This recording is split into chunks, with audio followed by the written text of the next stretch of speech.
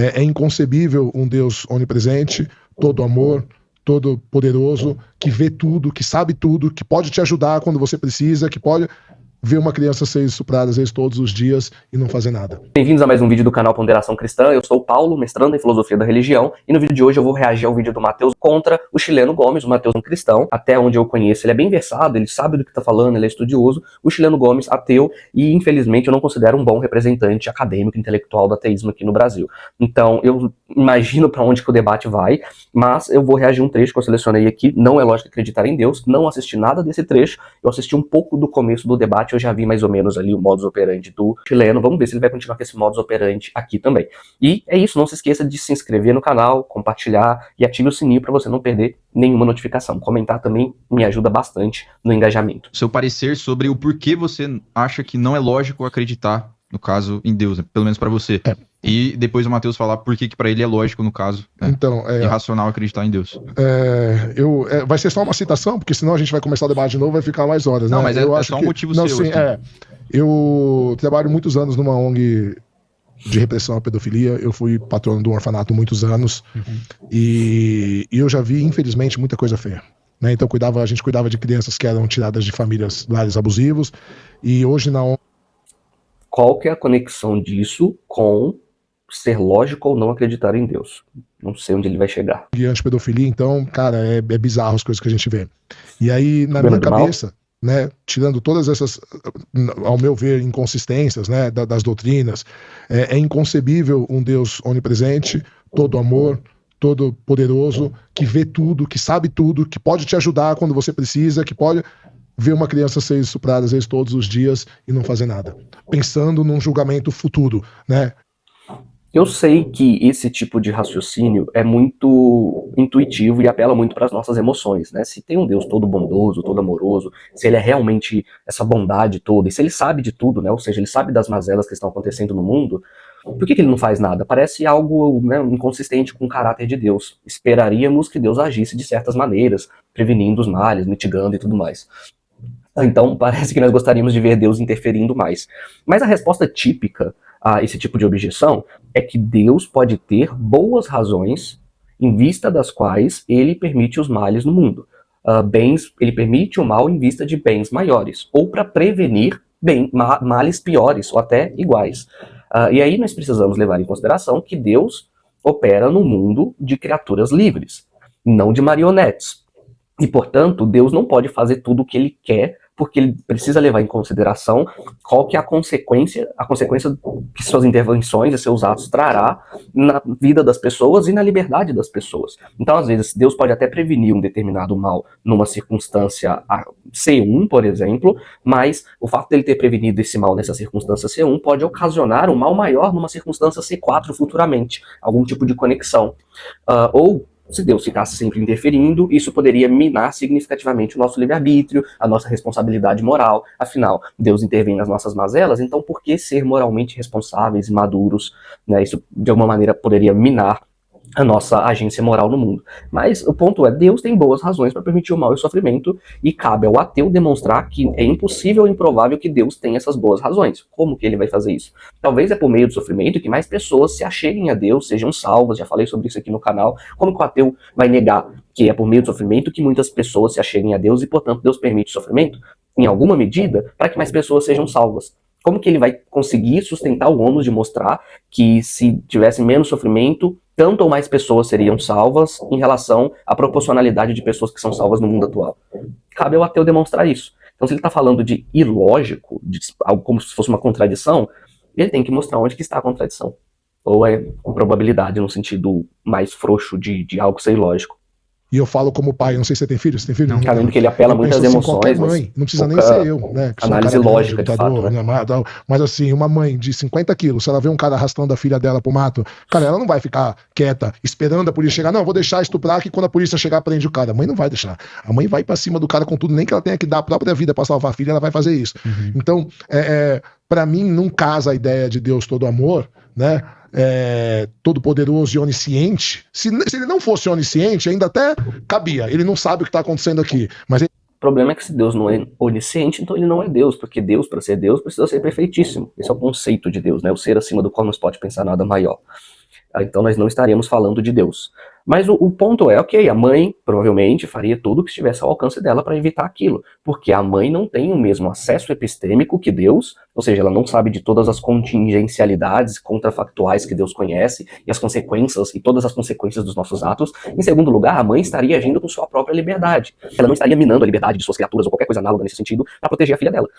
Deus, se ficasse interferindo, estaria minando a liberdade de seus indivíduos. Então, existe uma desanalogia em 2 pontos. Em primeiro lugar, Deus conhece as consequências e, portanto, pode permitir certos males, sabendo que futuramente isso redundará em algo positivo, e essa mãe não está em boa posição para saber isso. Primeira desanalogia. Segunda desanalogia, nós precisamos saber que Deus está numa posição de ser como que o governador, o regulador do universo. Ele rege o universo, ele rege várias criaturas, e, portanto, às vezes ele não interage, ou ele não age da maneira que seria esperada que um indivíduo isolado, que não está nessa posição de ser o regulador de uma sociedade, de bilhares de pessoas, esteja. Por exemplo, talvez nós esperamos que uma pessoa qualquer falte de um compromisso importante se ela tiver mentalmente má, se ela não estiver muito bem mentalmente, algo nesse sentido. Talvez seja uma desculpa aceitável, não uma desculpa, não uma justificativa.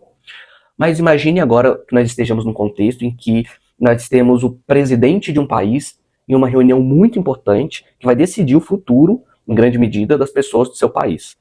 Será que nós consideraríamos como uma justificativa o fato de ele não estar mentalmente muito bem, ele poder faltar, ele poder não comparecer?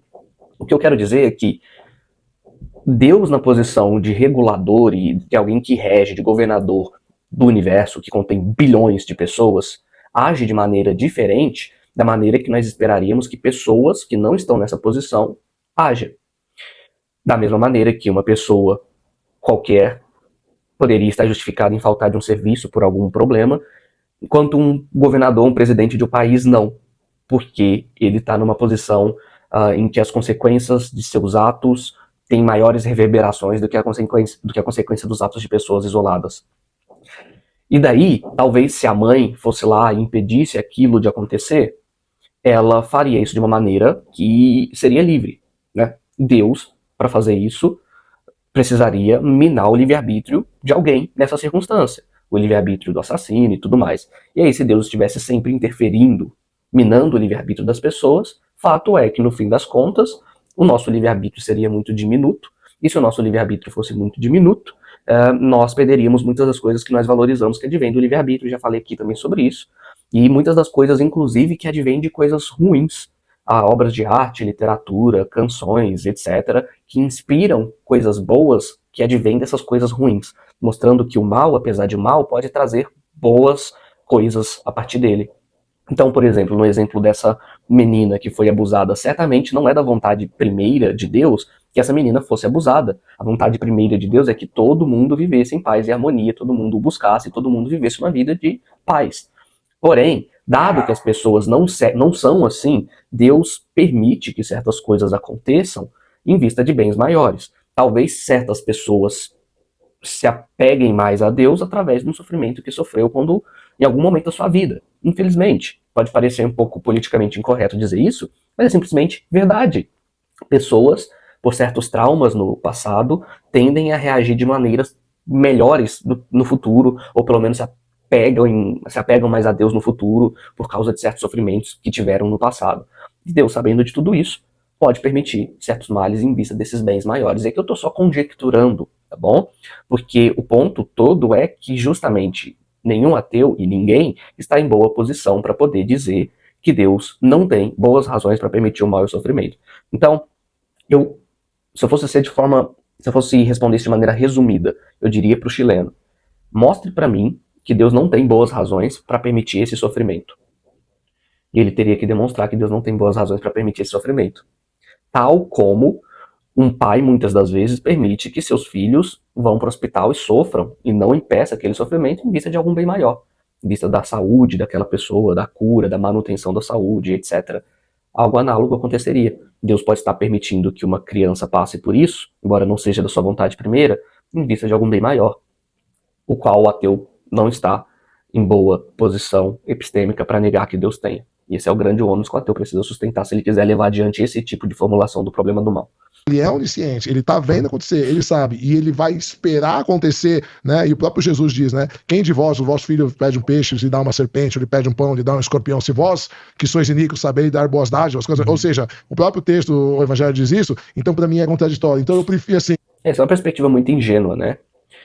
Porque a boa dádiva que Deus dá para os seus filhos não necessariamente é livrar os filhos de todo o sofrimento e dar uma vida mimada para os filhos. Não é isso.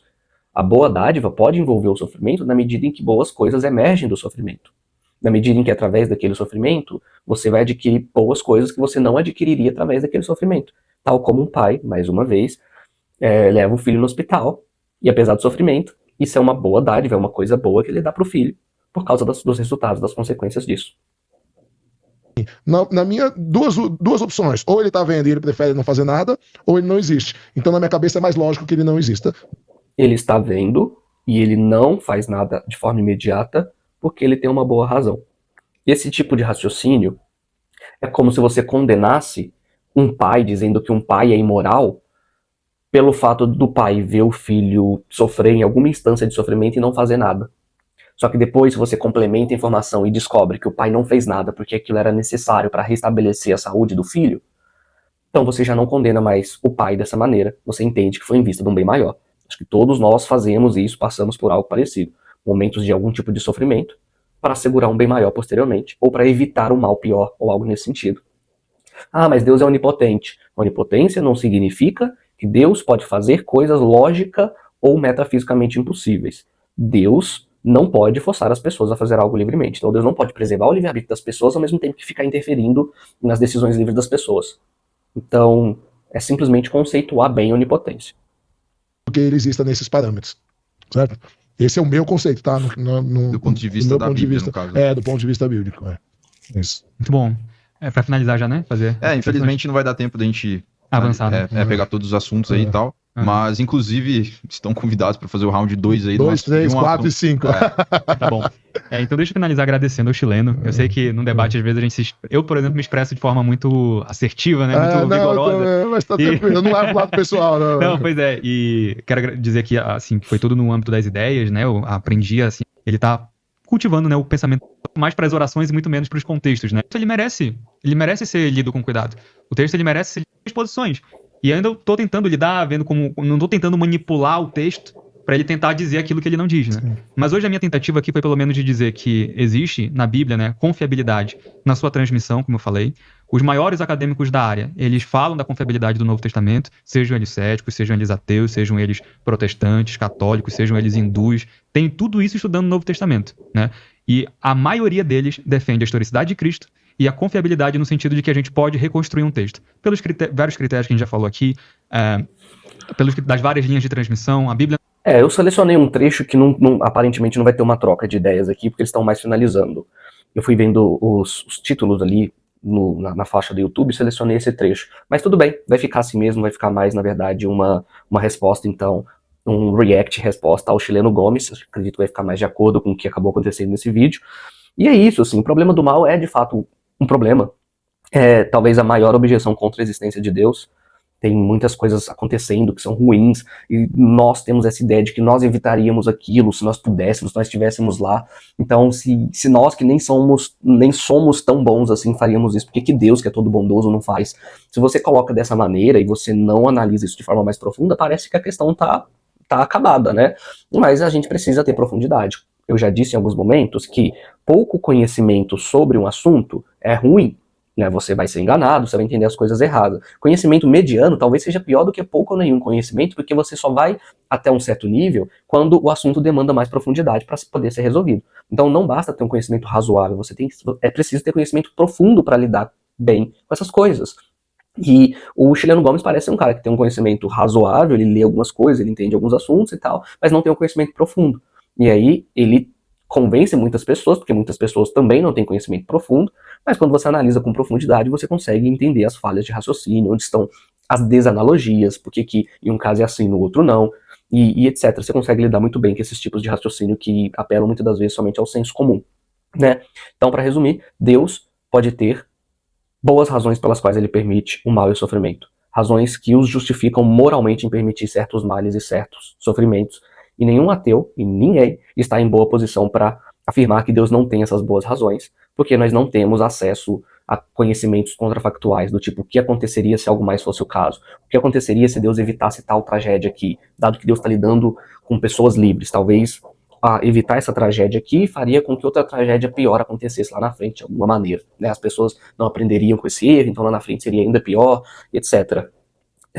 Enfim, Deus pode ter uma miríade de boas razões relacionadas à salvação das pessoas e tudo mais, então é muito difícil que o ateu consiga levar adiante esse argumento, ao meu ver, porque ele sempre vai esbarrar na questão da disparidade epistêmica entre Deus e nós, seres humanos. Não é um argumento que parte do mistério, eu não sei como explicar, parte da disparidade epistêmica que há entre os seres humanos e Deus.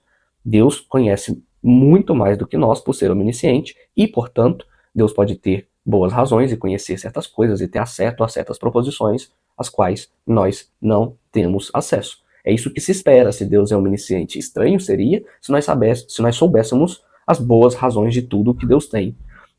Sempre que Deus permite o mal, nós soubéssemos as boas razões que Deus tem de forma exaustiva. Existe uma disparidade epistêmica entre Deus e nós, e portanto é esperado que muitas das vezes nós não saibamos as boas razões que Deus tem para permitir ou fazer certas coisas, tal como uma criança muitas das vezes não sabe as boas razões que seus pais têm para permitir certos males e certos sofrimentos.